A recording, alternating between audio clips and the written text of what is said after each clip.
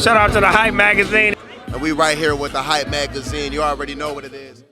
Hey, what's good, everybody? Welcome to another live session with the Hype Magazine. I'm your editor-in-chief, Jerry Doby, and today, I got this mad young lion from the East Coast by the name of Wes Nihil. He's out of Newark, New Jersey. And did I get the city right? Yeah, New Jersey. Well, he's going to claim the whole state of New Jersey. You know, it's famous for music. It's got a rich hip-hop history. He didn't start in hip-hop, though. He actually had an alternative leaning when he kicked it off. He was into punk. So, but, you know, the brother's a natural lyricist, and he's amazing. Introduced to him from his project called Wicked Life of Crime, and it was amazing, and 100% happy to have Wes Nihil with us. What up, though? Jerry, what's good with you, brother? What's good with you? Oh, man, trying to get it right this time. You know what I mean? I've always learning about this new technology. Bro, I just learned about this garbage called, well, it's not garbage. It's Chat GPT, this AI stuff.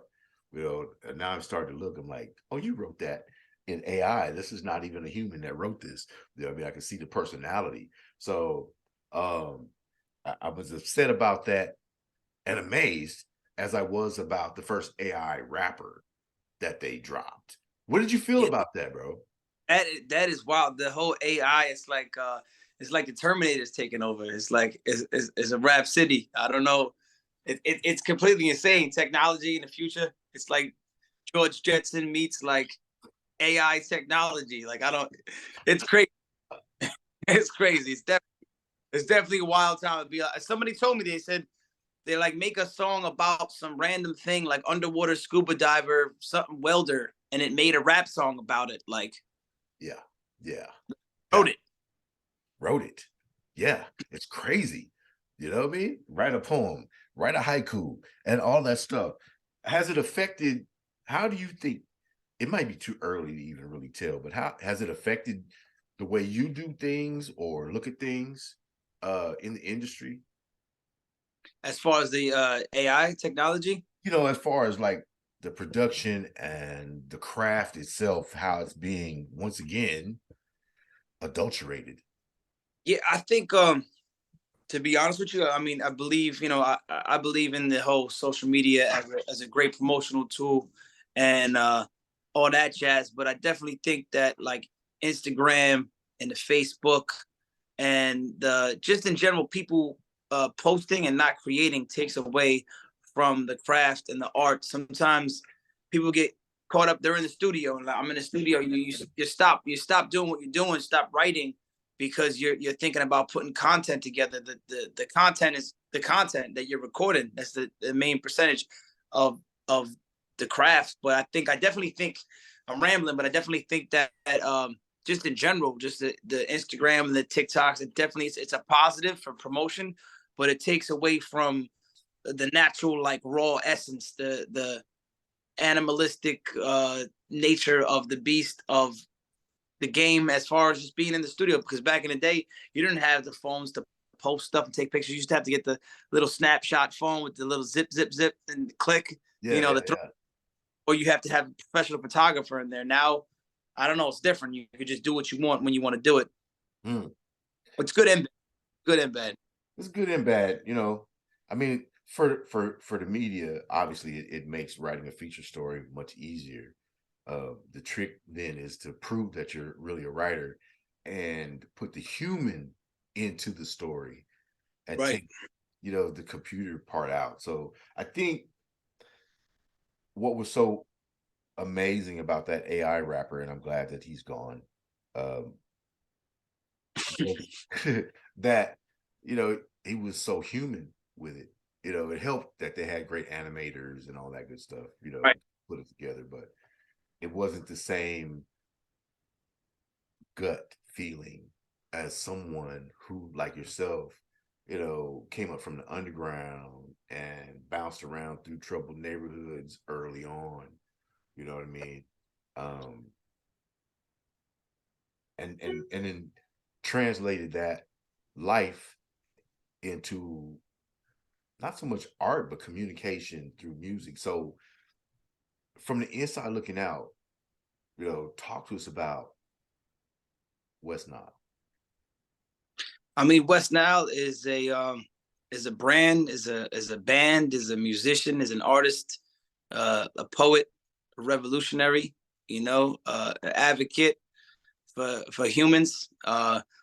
Yeah, I make music because I love to make music. I create. This is my craft. My music is my therapy. I should probably be in therapy. I should probably be on medications. But you know what? Instead, I come to the studio. I sit down. I write. I create. I create music, and that's my therapy. Wes Nile is an artist. Um, I don't know. It differentiates from day to day. Some days I'm doing hardcore punk rock. Some days I'm doing hardcore hip hop. Some days I'm more smooth jazz hip hop. So it's whatever vibe I'm feeling at that moment. Okay.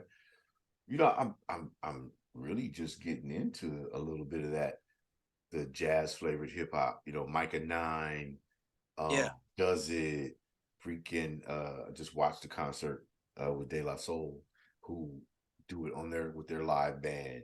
You know what I mean? The kind of jazzy joint, yeah. It's crazy. I'm like, man, that's dope. You have such a wide range. So you kicked it off in punk.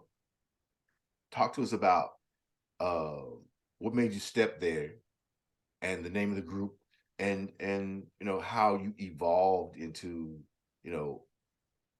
a hardcore hip hop frontman. That style.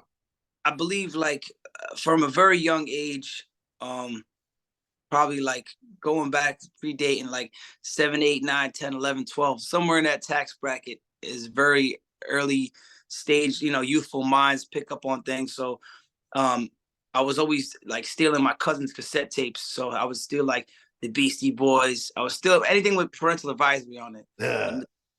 Like Injustice for All. And then my other cousin put me on to he was a Portuguese cat that was dating he's married to my cousin now, but he was more into the hardcore New York hardcore side. So I got into Bad Brains. I got into like Crow Mags, all that stuff. So a collaboration of that, and then we were talking about this last time, the '90s, Naughty by Nature, Cypress Hill, a mixture of the '90s, just in general, MTV probably. That it was such a collaborative, different forms of music. So a mixture of that. And when I was young, I was 9 years old. I was 9 or 10 years old. I went to my first hardcore punk rock show. I had neighbors that were like graduating high school, going into college, and I had a little mohawk. And like I Yeah. was very into I was in the hood. I was into the hip hop. I was very into both scenes, but something made me want to like shave the mohawk and like be a little more wild. And I remember my neighbors, funny story. They're like, yo, kid, come here. I had like a little mohawk. I took my mom's nail polish and I dyed my mohawk with like this is before you could dye your like, I don't know. I like painted my mohawk. He's like, yo, kid, come here. Like, what kind of music you into? And I was talking about the punk rock.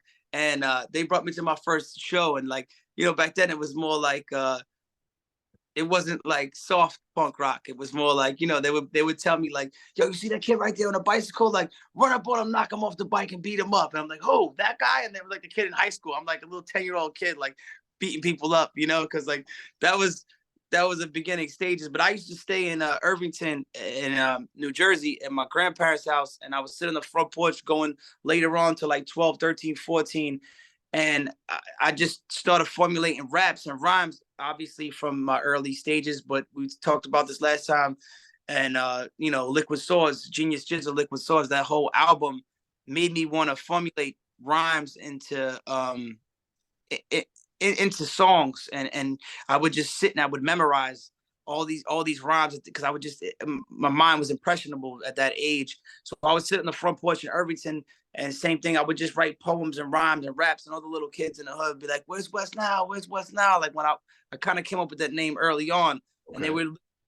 I wasn't even there, so they would ring my grandparents' doorbell, like, "Where's West Nile at? Where is he?" I sit on the front porch, my shirt off, like in the summertime, writing raps and everything. Okay. West Nile. Where'd you pull that moniker from, bro? Wes Nihil is like West Nihilistic. I always thought like there's a band called the Nihilistics. They're from Long Island. They're an old school hardcore punk rock band. But I always thought West Nihil is short for West Nihilistic, and like the formula where it's like the utter nothingness, like the death. You can't destroy what's not there. It's like I always thought of it as I'm not a battle rapper, but in that form, in that formula, more or less, just like it's like West Nile, like nihilistic. It's like the utter nothingness of nothing. It's like you can't destroy what's not something. Wow, you can't destroy what's not something. Formless. He's on his Bruce Lee right now. Well, have no form. Have no form. Emptiness is form, right? Yeah, emptiness is form. That's that's pretty dope though, to have that translated into music. Like, okay. And a person, yeah, that's fly. That's fly. See, I knew it was better that we did it a second time because we're getting some nuggets that we didn't get on the first trip. I love it. So what was the defining moment that made you say, I'm going to take the leap, I'm going to commit to this, and I'm going to earn my first dollar and from this craft? I think a big part of taking it into that the hip hop realm, we were doing open mics at the Pyramid Club in Manhattan at the time, and you would get there first in line, and then you get your little slot or your spot. But my guitar player would roll with me to the open mic shows, and it would just be me and him by ourselves. So going back from that, before we started the band, I'm kind of like going in a circle. But the defining moment, I think, is when Danny Diablo kind of shouted me out, and I gave my homie a demo hip hop CD that I made after Razor Blade was kind of like fizzling out, sort of. And I was like, I wanted to be able to tour and do shows without a band, because it's very difficult. There's a lot of personalities. Everybody, this one's got this going on, that going on. So we got 5 people. It's easier to just have a flash drive or a CD and go do your thing. And I gave this CD, this demo CD I gave to Dan Diablo, to my homie. My homie gave it to him, and he said, "Yo, like, who is this? Like, that's Wes from Razor Blade Hangar." And he goes, "Bro," he's like Wes is dope. Like, he could do this professionally. And he brought me on tour to Europe. We were in Italy, Spain, Greece, Budapest with Slain from La Coca Nostra and Sick Jacket from Psycho Realm.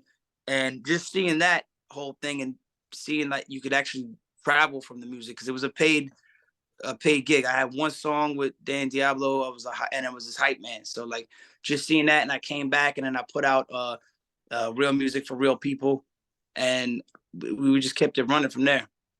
Okay. That would be inspiring. Get paid to go overseas and get on the mic and hype up. Maybe, you didn't say hero, but somebody that, certainly made an impression and an impact on your career, to get an opportunity to do that and make money and do what you love, bro. That's the business right there. So Europe, like, how was the reception there? Were they ready for Wes Nihil?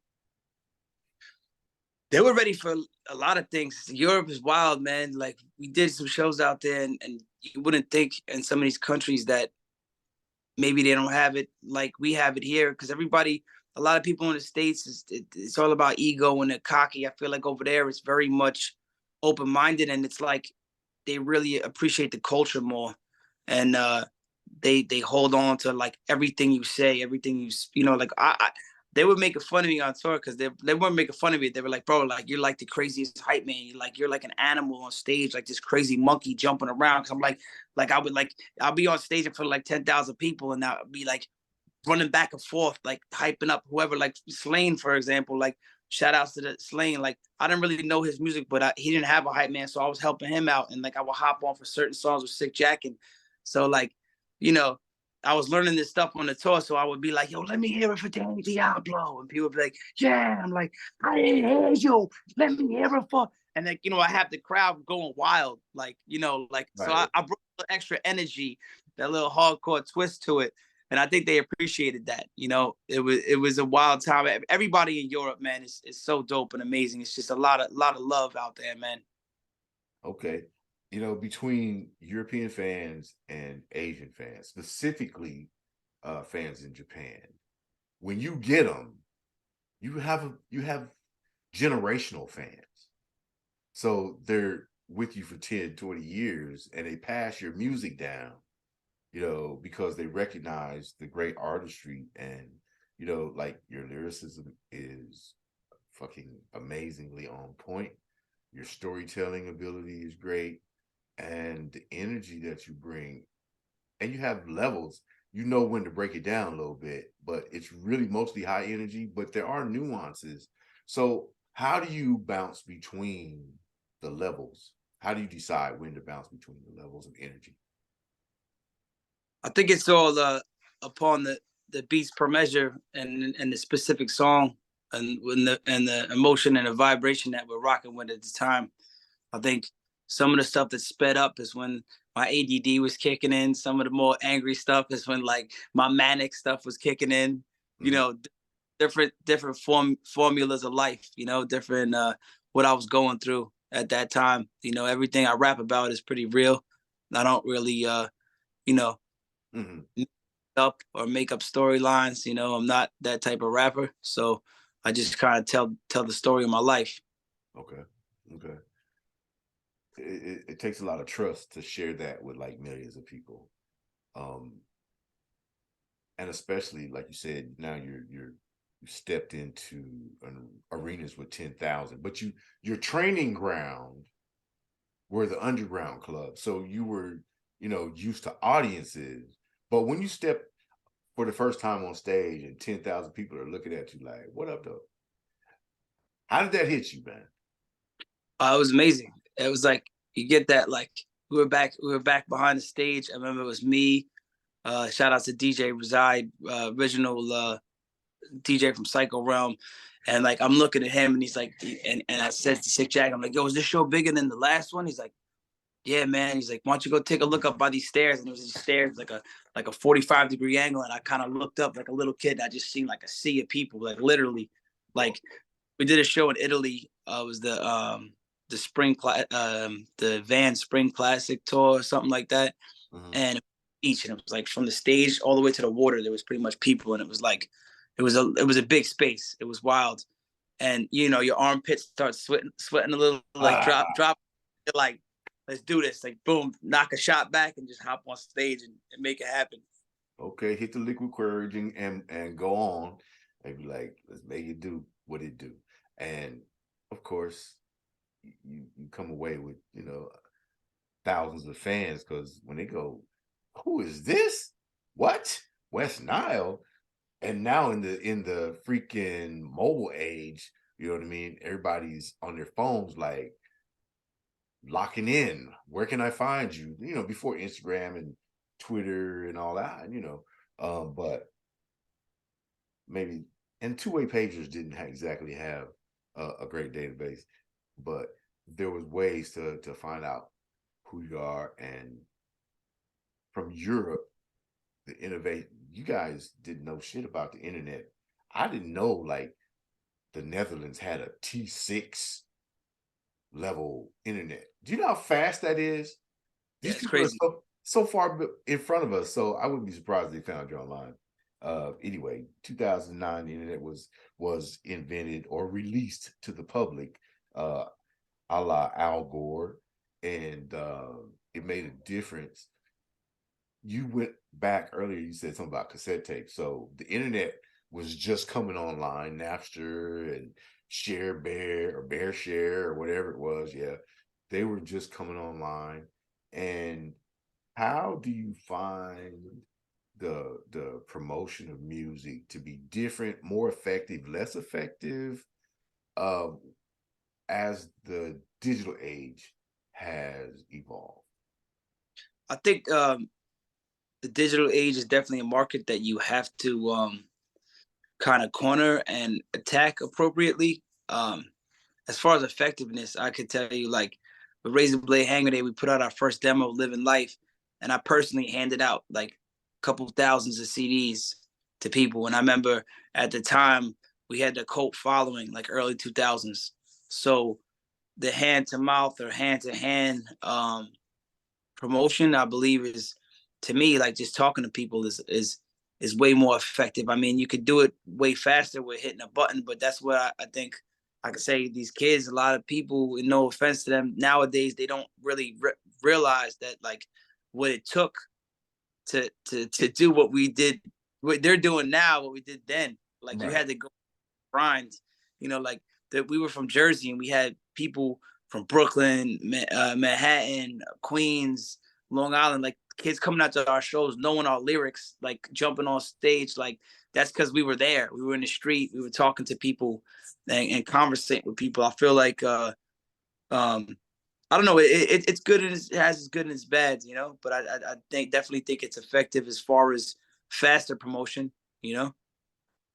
I don't make music, but as I watch, movements and people that are gaining hold rapidly and acquiring a really loyal fan base, not people who are just looking for the hottest thing right now, but really get into it with an artist. They are, for instance, one of the hardest working ladies that I know, Sunny the rapper. She came up under Matthew Knowles and learned the old school way. You feel me? In stores and public appearances and things like that.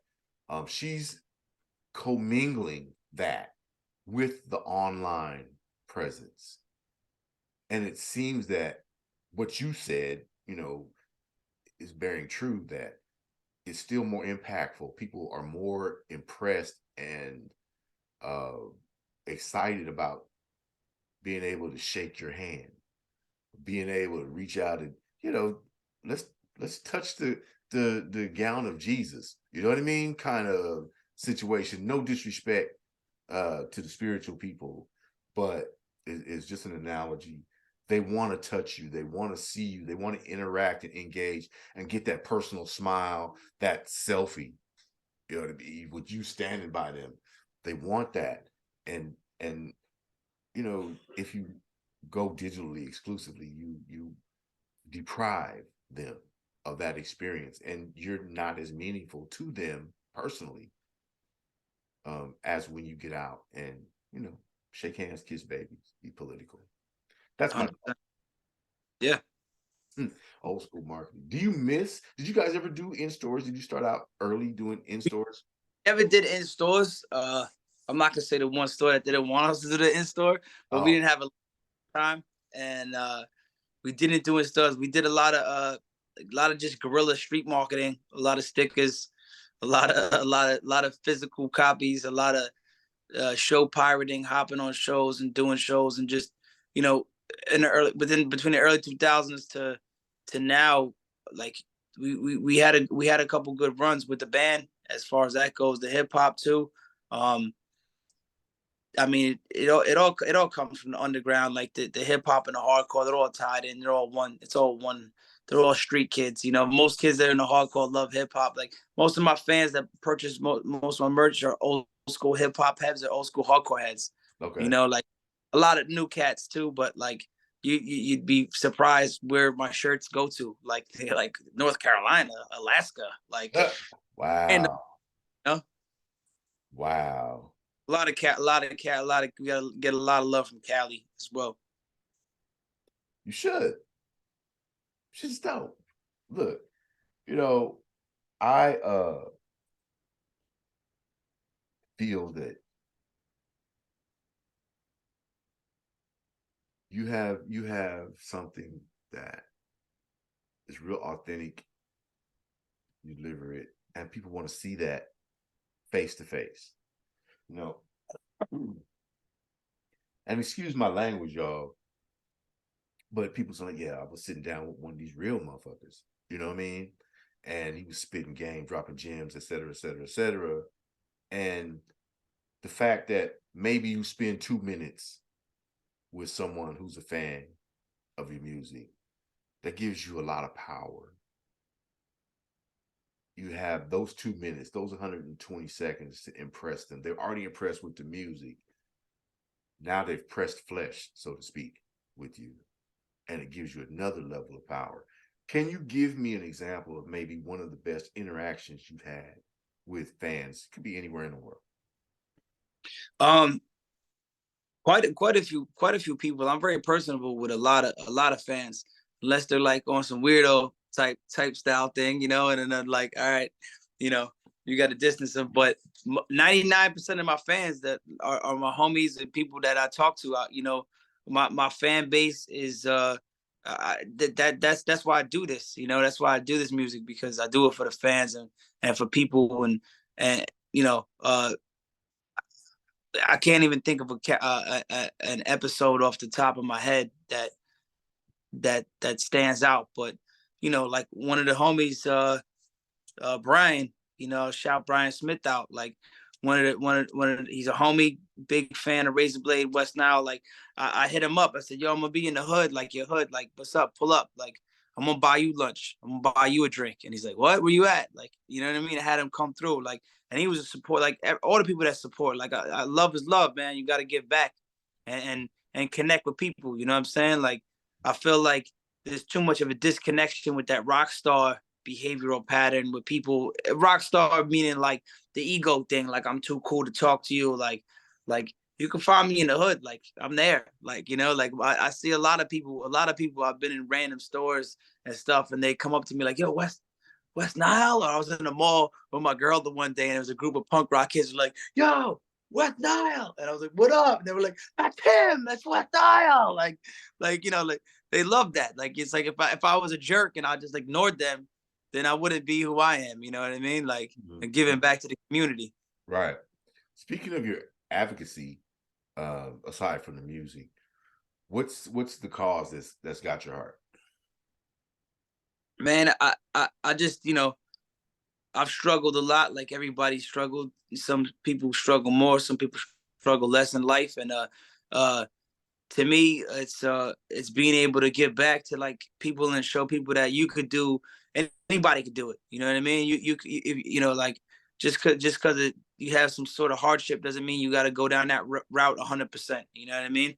And you know, I've had my walks in life. You know what I mean? My path, and I still continue to try to better myself and do better, but just mostly like positive energy, man, and good vibrations, and taking that struggle and turning it into an art form and a craft, and painting a picture with those different attributes of your life, and molding something that could stand up and that could, you know, tell the tale of time, you know, and rock with that. And put music out that's timeless and classic, and that, you know, that could live on forever. Because not to be morbid, but we're not, you know, no one's guaranteed to be here for any amount of time. And you know, the end is beautiful in all things, but it's to me, it's be able to put that digital poetry into music and on physical formats, and have the world to be able to listen to it and play it back and keep listening. You know what I mean? Yeah. And to make something so important that they're talking about it for decades. You know? Right. And I feel that. I want to write that story one day.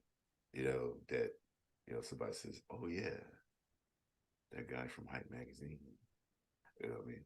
They don't have to say my name, but I want the work to stand for itself. I feel you.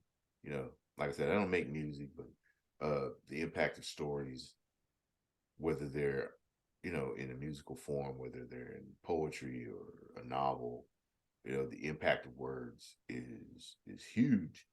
When you're penning, and do you write or is it off the top? Are you a Jay-Z kind of guy? Most everything I write, but everything that you write is pretty much. I always say this: like everything that people write is a freestyle. Okay. Like when you put something, when you're writing something, it's usually 90% of my. This is the complete honest truth. 90% of the stuff is when I'm like a little amount of sleep, and I'm hustling and doing all my things, and I'm going through the whole grind, and I'm home and I'm taking a shower, and I'll be in the shower and I'll be washing my head off. I don't have hair, and it just pops in my head, and I gotta like get the suds off me and dry fast enough to get to the pen to the paper. I'll try to memorize the first 3-4 lines, and I'll just keep saying them over and over. But you know, they happen in episodes. I feel like it's all like episodes, like either happy episodes or manic episodes or depressive episodes. It's always something that's pure emotion. And when I find when I do write and some of the dopest works of art that I put out, when I do write things, they come out fast. It's just like, yeah, it's fast. Like you might have to go back and touch up a line or two, or like, and like I'm still old school. I still count out lines. I write 16 bars down, like 16 little markers, and then that's how I formulate sentences, rhymes, and put it together. Okay, so this if you didn't know I don't make music, you'll know it now. How many words in a bar? Oh man, it's depending. It's how many words in a bar? It's like 8. I think it's 6 to 8 or 8 to 10. It depends if I'm doing double time. Okay. Like the song what is it? Ain't got time for this. I spit like triple, so it's like bust back, but I trust that. What a rush back, I'm strapped, but the snuff gadget fell off like it's up. So it's like it depends how you. I feel it depends upon your execution and your double time, and like I don't have like a base a baseline formula to the words that I put in, but I do nowadays. I try to cut back, like less is more, because it resonates with people more too when it's more simplified. I feel a lot of the things, like you could say the same thing you could say with a 10 word bar as you could in a 6 word bar, and just as important, but it's how you say it and the execution to it. Mm-hmm. Okay. I watch people try to still mimic Busta, and the one of the originators, if not the originator, of the speed rap. You know what I mean? Right. Like what I love about him is that it doesn't matter how fast he's rapping, he's very clear and precise, and the story is there. Now, you may not catch every single word, but the freaking concept punches. So The clarity is. The clarity is there. So when you're laying out words, and like you said, you might have to rewrite or address something or adjust something. Are you looking at the power of the word in their actual placement, or are you looking for something more surface? Like, does it rhyme? Think it's I think it's impact and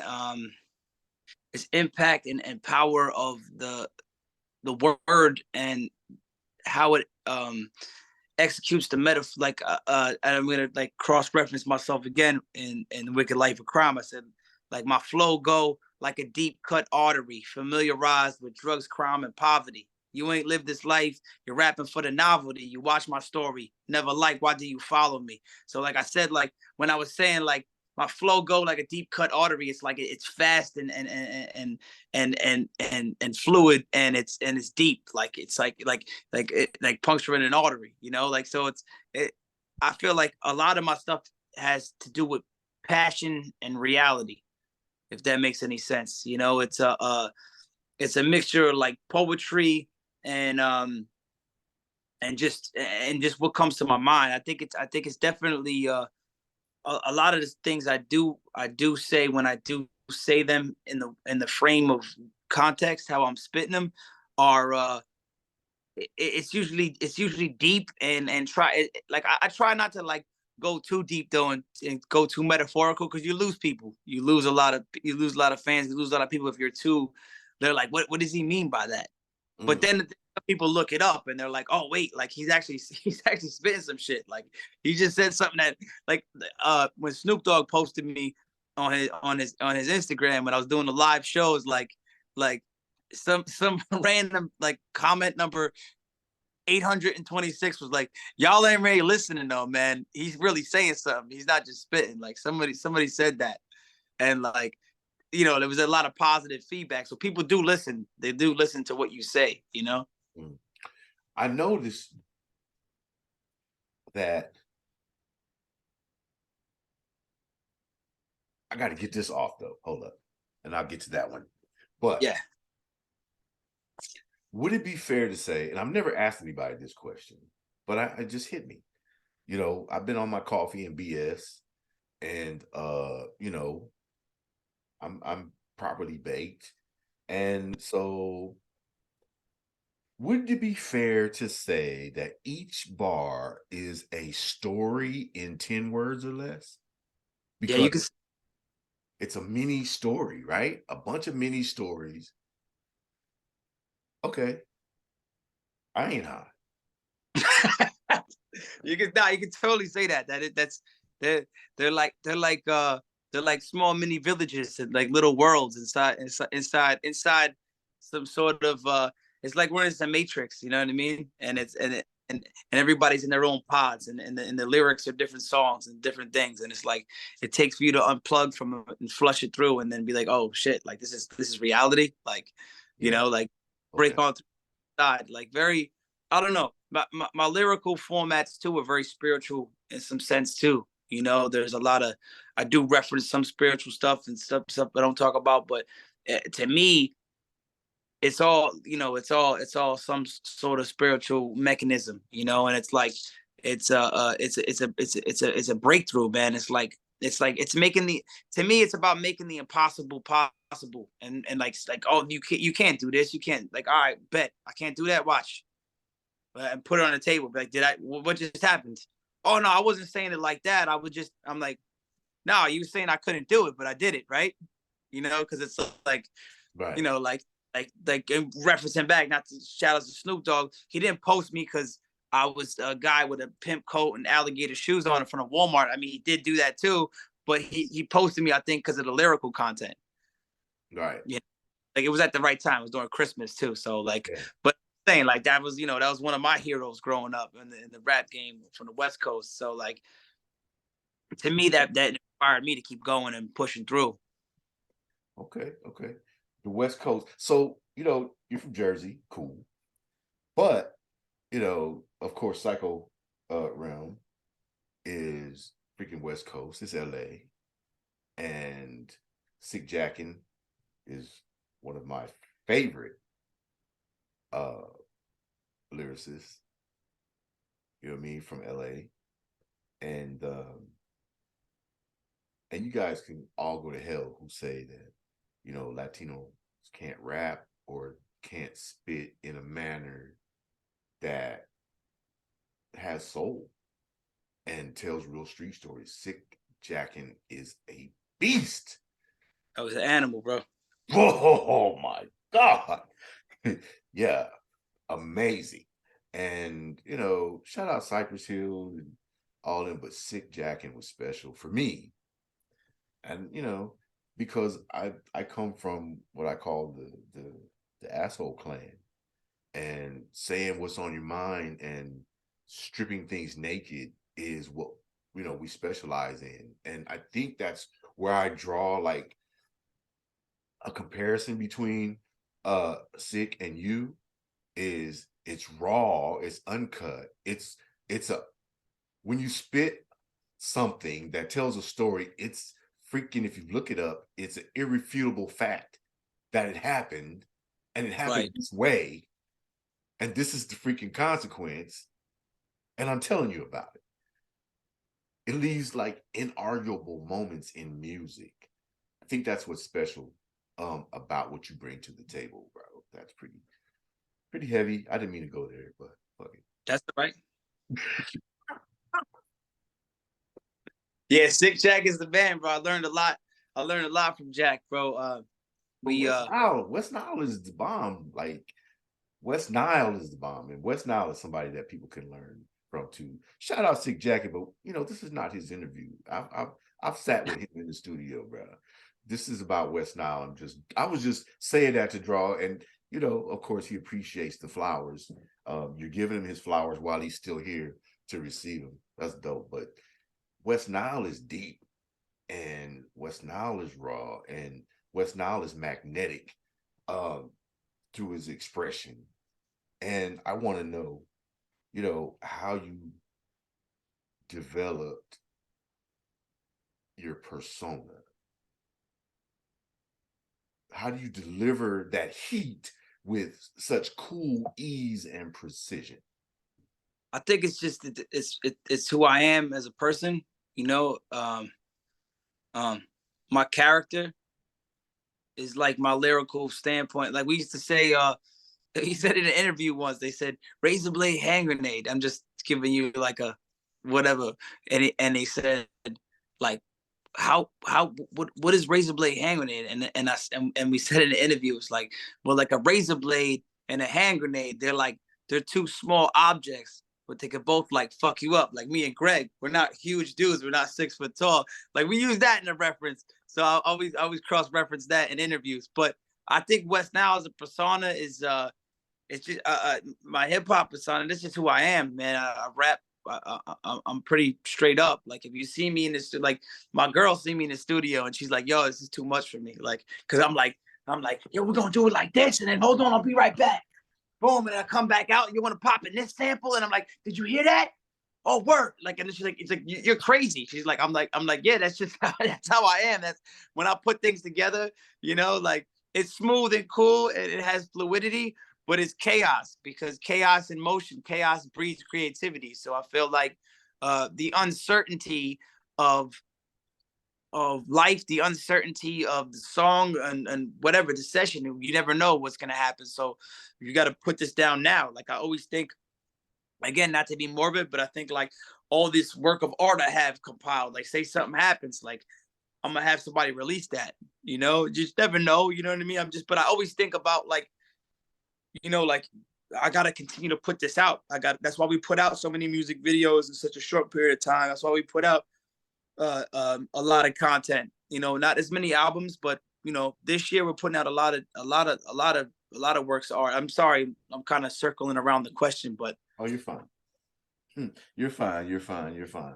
I how many, speaking of, product, how many is your goal to pop out maybe a single a month and then, one or two LPs or EPs throughout, the year? How do you plan that, format that out? this year I'm trying to do like at least like 10 singles, 10 videos, 2 EPs, and a full album. That's like my goal. And right now we have an album done. Working on the next one. Another video singles about to drop. Shout outs to Real Wolf. He did the video and the documentary for Cool G Rap. Okay. Very talented gentleman from Canada. He's doing that the White Girl video with me and Danny Diablo, or Dan Diablo and I. It's sort of off his Nocturnal album. It's a single. So just whatever, plug that. I think it's that video is gonna have to be like 18 and up because it's a little wild. Okay. Okay. All right. But yeah, I'm just trying to keep it moving, man. I'm like, I don't really have no set course, but the only course is, I'm here. I'm in the studio every Monday, Tuesday. I'm in the studio, or early Saturdays. I have my set days. Some days you feel more creative. Some days you feel more tired, and I try to just, I'll be here if I'm sleeping. I'll be here if I'm awake. Like in between takes. Like sometimes, I'm hustling so hard, getting all my shit done that you fall asleep. You know what I mean? So, Right. but So I'm just trying to put out music, man. Dope music. it's a lot to pull together. You're indie and with your own imprint. And so you're not only the creative, but you're the marketing director, you're, the publicist, the media relations guy, and the personality who's got to sit in front of the camera like you are now. So I want to talk about balance. You named, look, I've got 3 days. I'm in the studio on these days, and maybe one day on the weekend as well. But in between that, here's some of the moving parts that have to, you've got a crazy merch line. You've got product to get out and design and develop, and you've got to manage that team and oversee everything because it's the Wes Nihil brand, and get first count on your money, so to speak. How do you find the balance between those administrative tasks, which are very necessary, and the creative tasks? There really is no balance. I mean, to be honest with you, it's total chaos and disorder when it comes to like when I have I have I have my line of merch being put out at the same time as I'm dropping new songs, and you got to write your bio. So it's definitely chaos in motion, and it's like, luckily I got a lot of I got a great woman that's a great writer. That's a great. I have she's a professional photographer as well. So I have that cornered, but she's Yeah. always like, boss, yeah, boss, like whatever you want, boss. Like I'm like, yo, baby, why you gotta say it? She's like, no, no, no, like, come on, like, because I'm like, yo, I gotta get this done. Like I'm on a deadline. Like, and she helps out a lot, and I have a lot of amazing artists in my corner. So there is and isn't a balance, but there really isn't no form of balance. It just kind of all happens at once, as like push as much down the chute as possible, and hopefully it like pre-packages and pops out beautifully. And most of the time it does. Like we put up a pre-order of a new shirt yesterday. I already sold out like 90% of the merch. So I have a full, I have a great supportive fan base that I'm very lucky and very honored to have. Okay. Yeah, you can't survive without him. No business can sign. Del Monte can't sell green beans if people don't buy them. You know what I mean? Right. If they don't like them. So you got to give a great product, clean, uh, as in creatively clean and tight, not necessarily not you're not saying what you need to say. Um, I don't want anybody to get it twisted, because this brother here says what needs to be said, and there are no uncertain terms about it. I do like though that while you may not subscribe to a specific theological thought, the spirituality of West Nile does come across in the music. It may be delivered in a brusque way, but it's there nonetheless. How do you measure that out when you're creating? Um. Well, just rephrase the question one more time. I'm sorry. Uh, you know, how do you measure out the spiritual part of West Nile versus the creative commercial product creating West Nile and the Well, content? it's all sort of balanced, like like I have my altar, my Buddha head, and my Jesus plate, and my candles, and before I go to sleep, I light my candles, and I sit and I meditate, and I have a little formula that I do.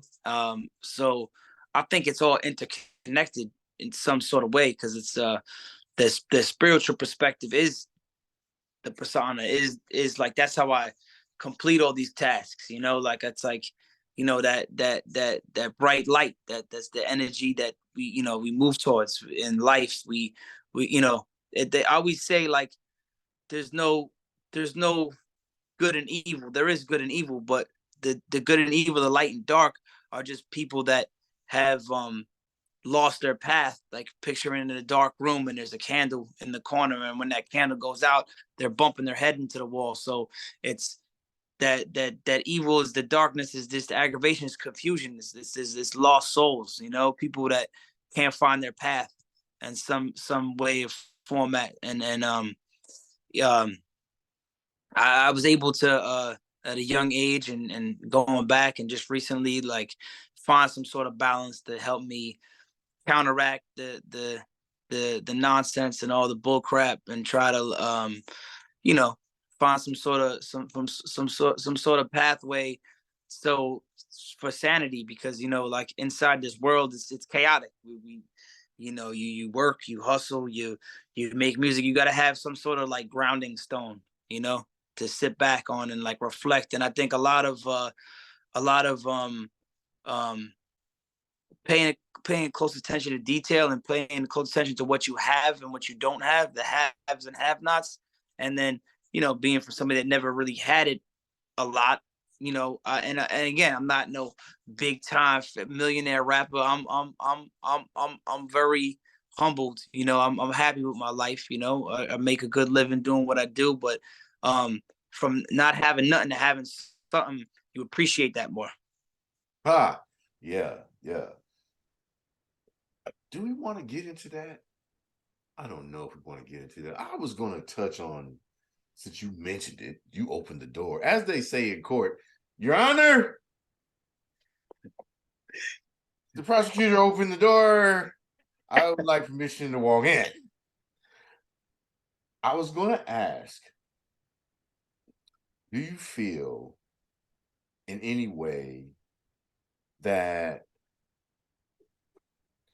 the youngsters are less in the game, in the industry, are less appreciative of the success and have less recognition for the impact or take any responsibility? Like NBA YoungBoy just, had a very emotional post about, I didn't know I was putting this, in people's ears and they were acting on it. This is, I'm going to change. It's rare to find a younger person in rap or urban music. I can't, give it the credence of calling it necessarily hip hop. So the lack of taking responsibility, recognizing the power and impact of this culture of ours and the medium that they're using. Are they failing? Are we failing them? Are they willing to listen? Does any other young people come to you for mentorship and you go like, bro, it can't go like that? Yeah. Um, I think that I think the world and society is failing humanity, and it all stems from that.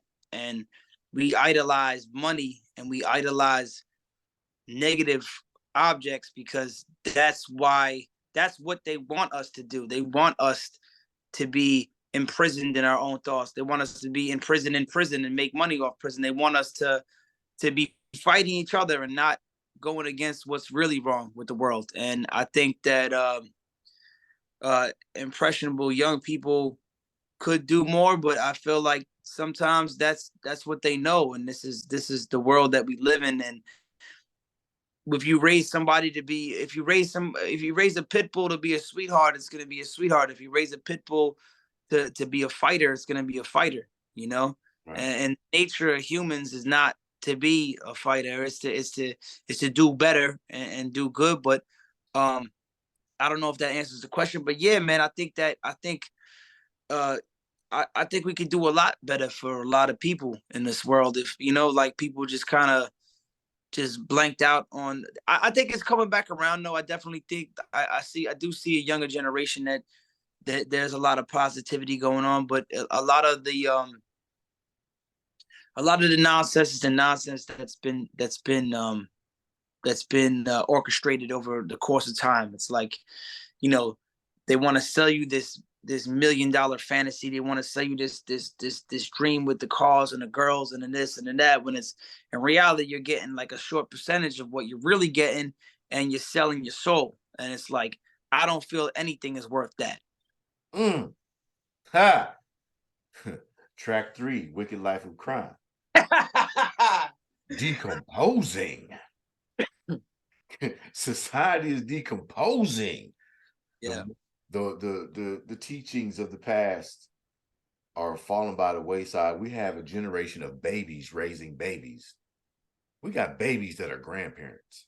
You know what I Yeah. mean? And I, hate to, even bring up the chains and images of psychological slavery. This is not about racism. This is about the systemic move to control and influence younger generations and take the power away from aware, aka woke Mr. DeSantis, parents and elders within the different cultures and communities, you know what I mean, and set them adrift. You feel me? And you know, I don't know. I don't want to go there. Do you want to go there?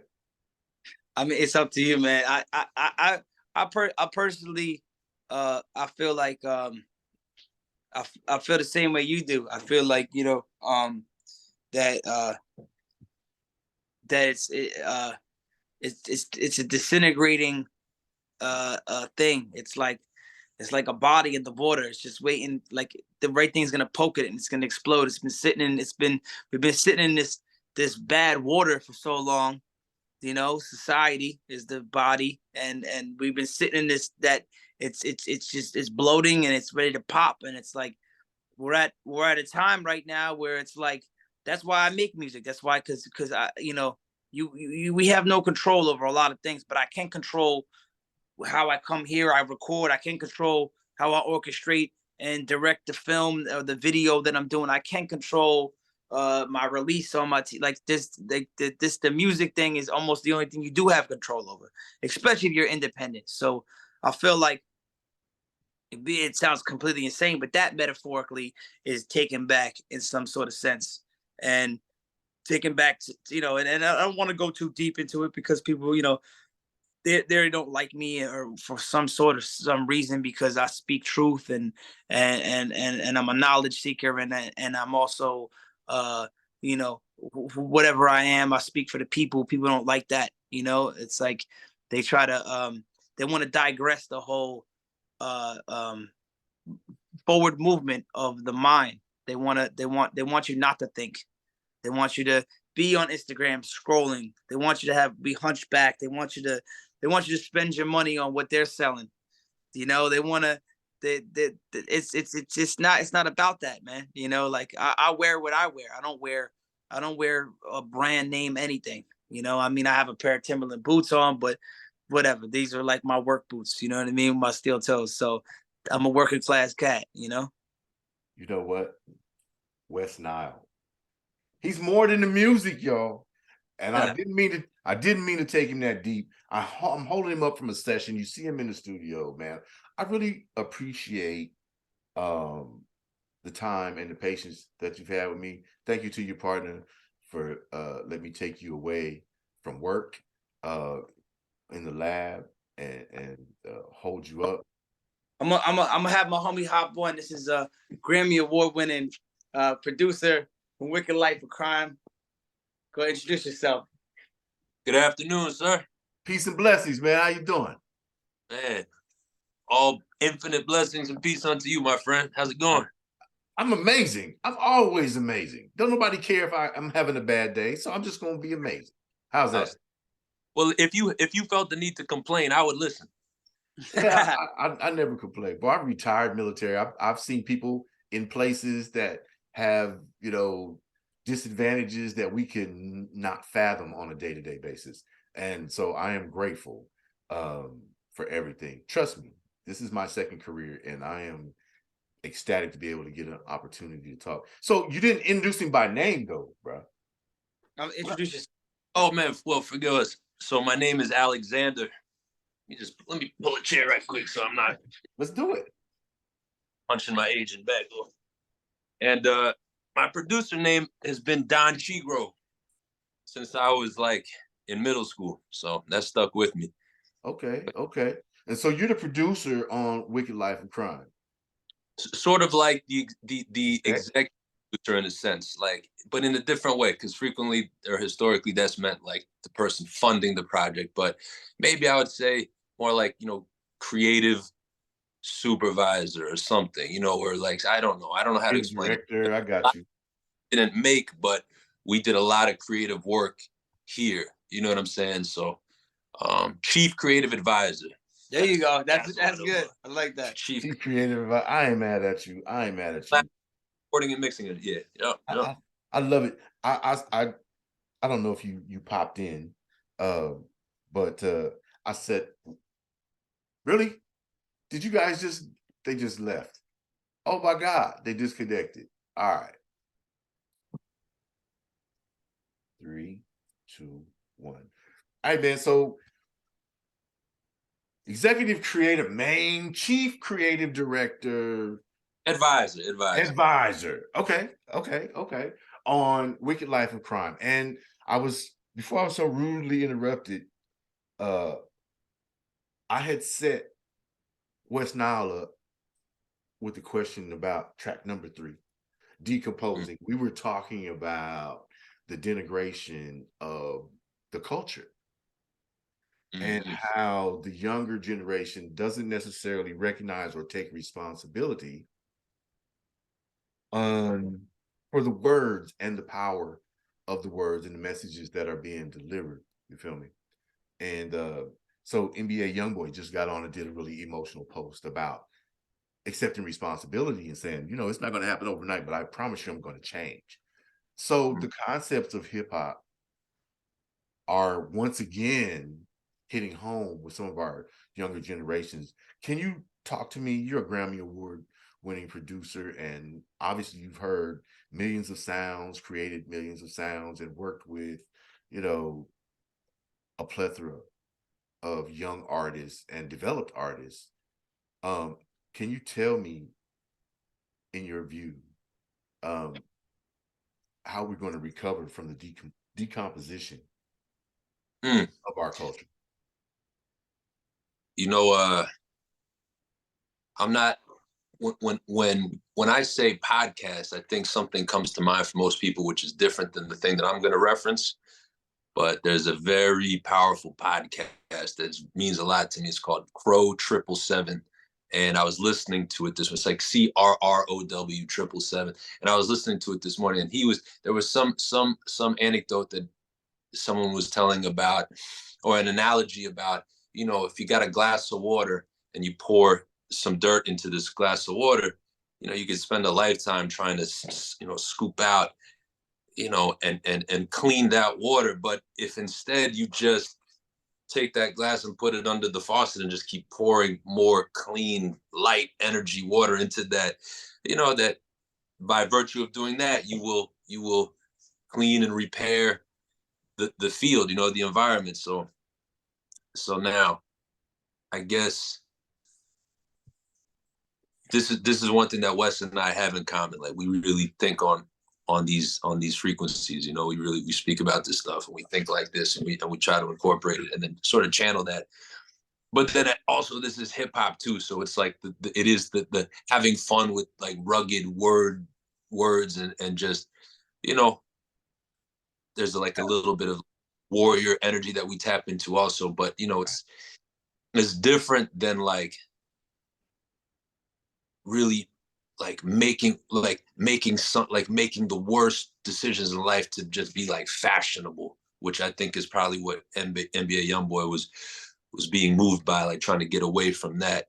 But it's hard to, I don't know, with that, it's like when you reach in those type of levels, it's like these impenetrable egos. Like, I don't know, you know, who knows the authenticity of something like that, or you know, when your whole ego and your whole thing you've been built up on, like, you know, promoting just the most, I don't know, wicked and you know, it's all about decomposing, you know, society. And just it's like the goal has been to sort of brainwash as many youngsters as possible into viewing the worst sin, you know, murder, as like, this is the number one thing I need to focus on, and this is like, I need to move towards that with all my might. Just like, you know, it's very strange. It's like a really strange thing. And it's such a departure from the origins of you know, hip hop and like anything. It's like, we're like, no one would have ever thought that music would mean that one day, you know. So but I guess it's good for him, for such a notable cat, to be saying something like that, and you know, God willing, like, there's some real intention behind that. As far as me and Wes, man, we just get in here and, you know, we channel some, you know, some thoughts we've been having and some vibes, and, you know, and Wes is kind of like a shaman, you know. He's like a natural, you know, he's like an old soul natural shaman type of individual, you know. So he has certain rituals, and some of his rituals, I mean, he's probably the most ritualistically inclined person that I know. Oh, right. Wow. Like, you know, if you go, his home is more like an altar. You know, the way he lives, and like he puts that into practice. That type of stuff. It's not a cool new hip thing for him or whatever, like woke or anything. It's very much his own style and his own brand of, you know, it's like, you know, real genuine, real authentic. And I don't really know anybody else that really lives it like that. So, you know, he takes the lead on, like, you know, impromptu sort of ritualistic gestures to just channel and you know, tune the frequencies, and then we just go in and do the hip hop shit that we love to do. That's good. That's good. Well said. You know what I'm saying? That was dope, because I was going to lead into the question. You answered it. Well, you haven't answered it yet. So here we go. Between you two, Don Chigro and Wes Nihil, what has been like the wildest creative moment that developed a song? Like, for example, I used to do street team stuff. I think we talked about this, Wes, a while ago. I was in the studio with like Rapid Forte, Kid Frost, and shit. We're freaking, and Deadeye. We're sitting there having a domino game. Somebody said something slick at the domino game. Somebody responded, and somebody said, "Oh, that's a hook." And I was left at the domino table by myself as they hit the booth. What has been like the wildest, craziest, like something that just sparks you to hit it? Trying to think, man. I think every time I come here, it's pretty improv on on the spot. Okay, I can't think of a specific time. I can't, but you know, it's like, don't put nobody on blast though. Okay.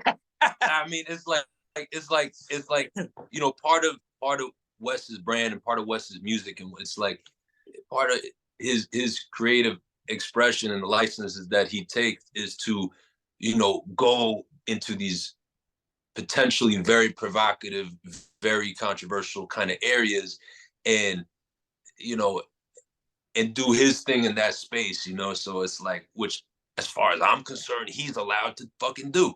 Am I allowed to swear on this? No, Yeah, we're good. We're good. We're on iHeart, so we're good. Okay. So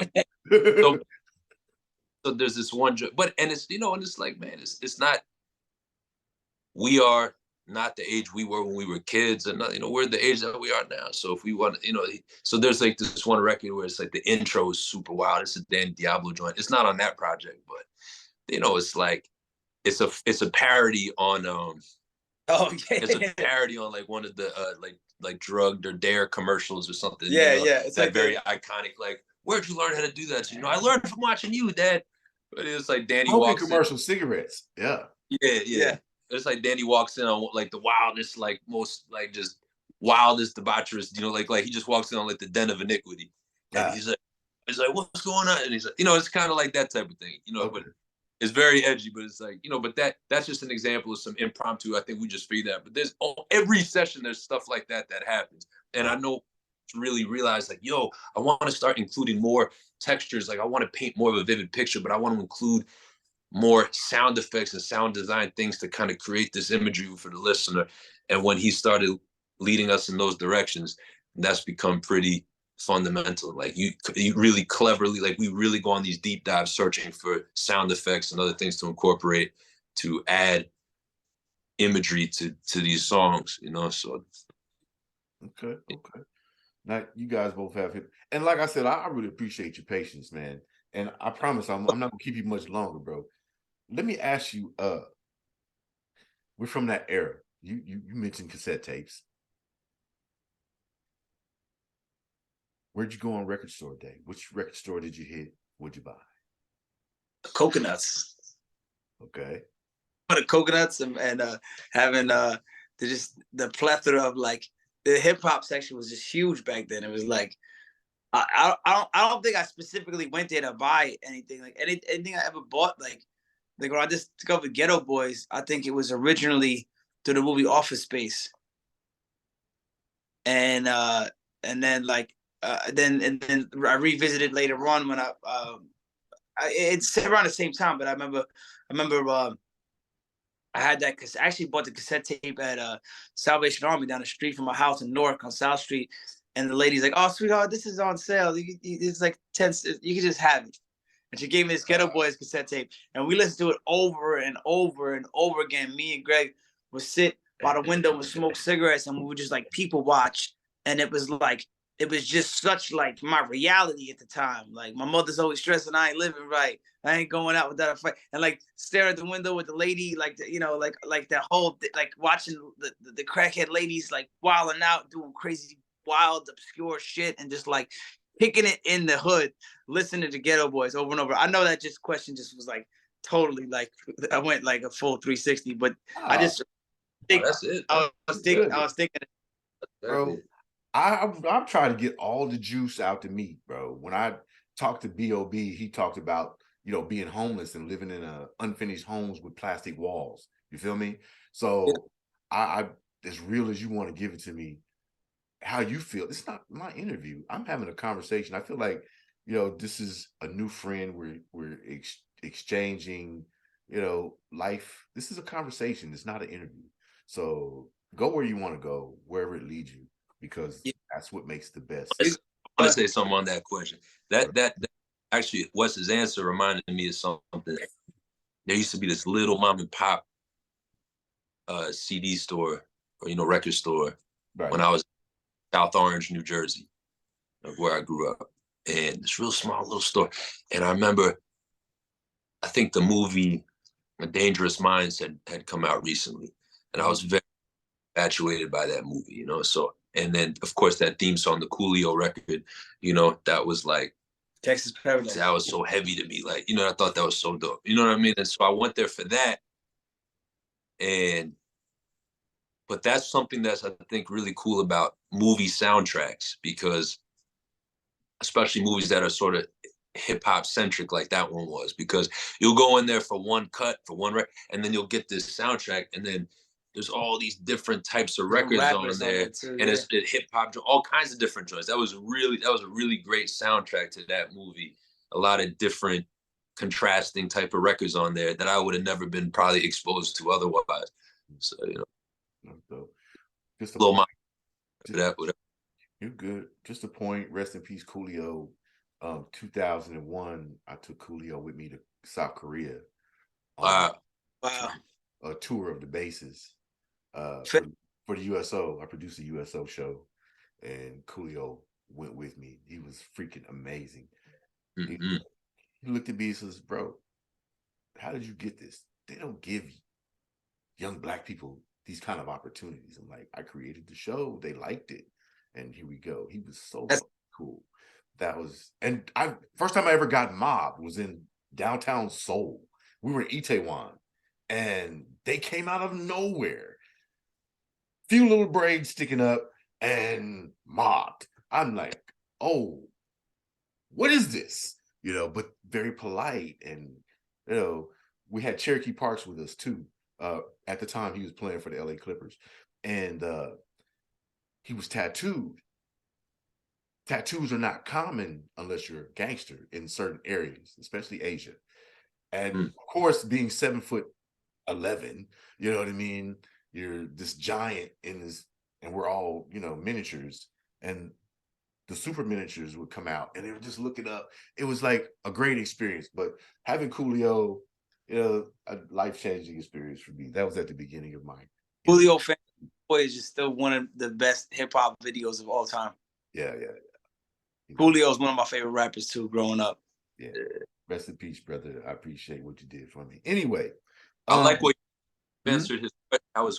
I like how you answered his question too, and I think, man, that's a kind of a profound answer on the low, because he's asking you, how did you? They don't give, and your answer is, well, right? I didn't know they didn't give. I made this, like I went and did this. I did this thing. I was creative and I figured out a way and I just did it. I made it. That's a cool answer. I did it. Look, man, beyond the music with Wes Nihil, Mr. Don Chigro, man, Grammy Award-winning producer. Wes Nihil, one of my favorite newly discovered hip-hop heads. You know what I mean? Brother. I am,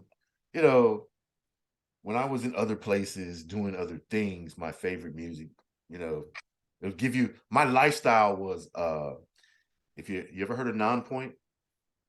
Yeah. Okay. Wait a second. Is that a form of martial arts? No, Non-Point is a music group. It's a rock band. Okay. And Oh, no. yeah, they had a song called Bullet in the Gun, right? And so that gives you an idea of the life that I lived in the military. Anyway, that was my music. And, you know, I did what I did. But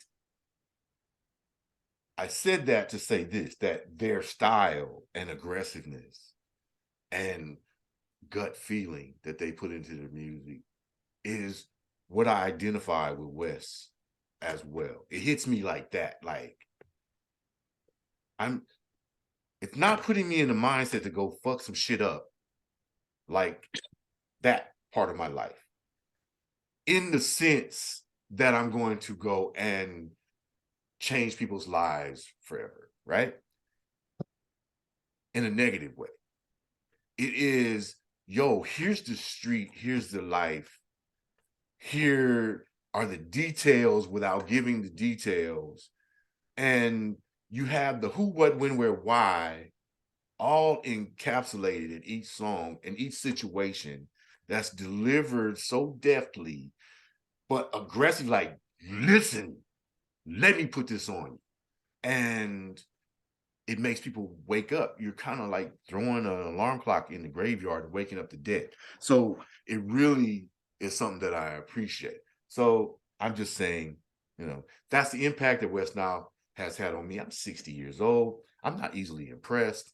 Either you come with it or you don't. And if you don't get to talk to me or get on my platform. Respect. Say that. So salute and respect. Thank you for what you're doing for the culture. Thank And you, bro. what you contribute to the fabric of the music community. And please just continue to be yourself, make great music. You got a friend over here. You already know this. Nobody gets my phone number. You got it. And let's rock on. I'm here to support whatever Wes Nihil does musically. And you know, you have some other things that you have talked about before, you know, mental health advocacy and your spirituality. Maybe sometime we'll come back and we'll discover or discuss, you know, the added stressors of being a creative, a high level elite creative, and also a business owner, a self-encapsulated business owner with, you know, merch line and this, that, and the third, and how you maintain your mental health, which is very important. It's a huge discussion. We're losing our youngsters at a very rapid pace to not just street violence, but, you know, them taking their own lives or experimenting with things that, you know, are way above their pay grade. They do not understand. They're messing with stuff that if you look at it, you die. And how do you avoid that and maintain your mental health and move your mission forward? I think we should come back and do another segment. What do you think? Yeah, I think we should. That's a definite episode. I'll put together some liner notes and then I'll execute them in a good position. I think that's a great segment.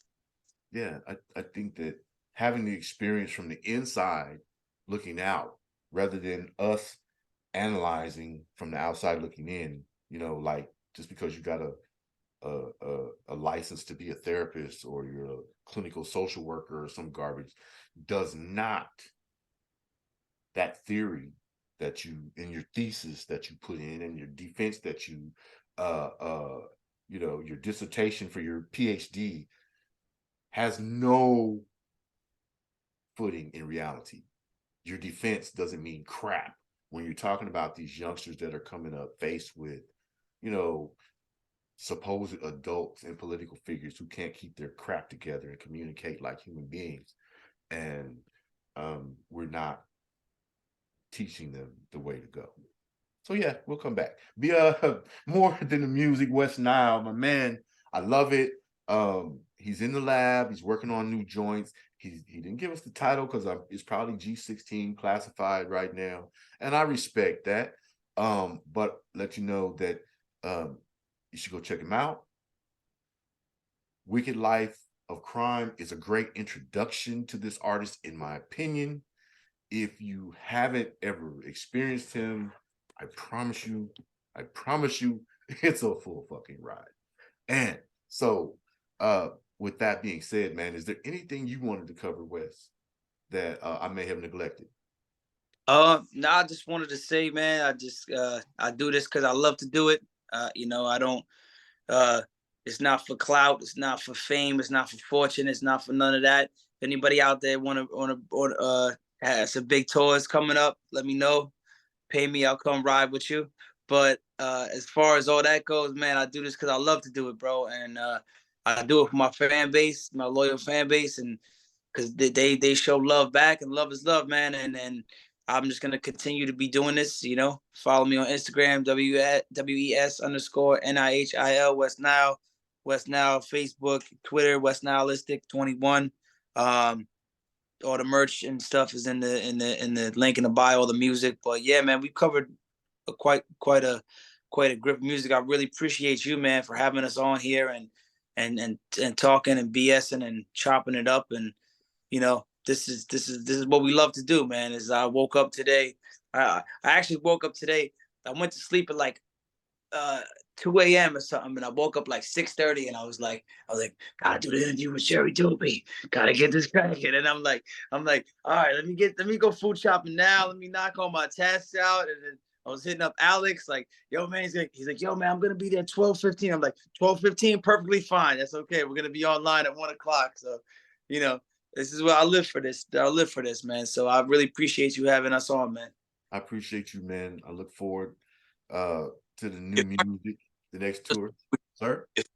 Show you something right quick, just as a real testament to Wes authenticity, man. When I say Wes really lives this, like, so if you see this little panel here, this is really like, this is open for anybody. Anybody can, throw their, this is like the signature wall in the studio, but this is really becoming like the Wes Nihil wall for real. Wall. You know what I'm saying? Yeah, the West wall.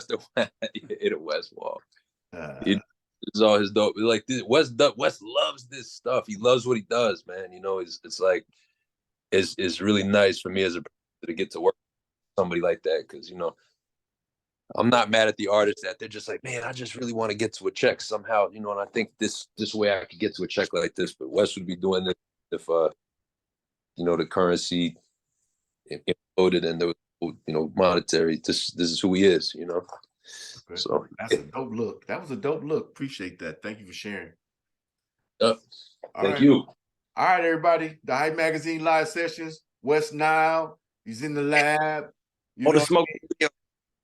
Don Chigro popped in, Grammy Award-winning producer. Really appreciate that. And until next time, my brother, we are out. Peace. Much love, respect.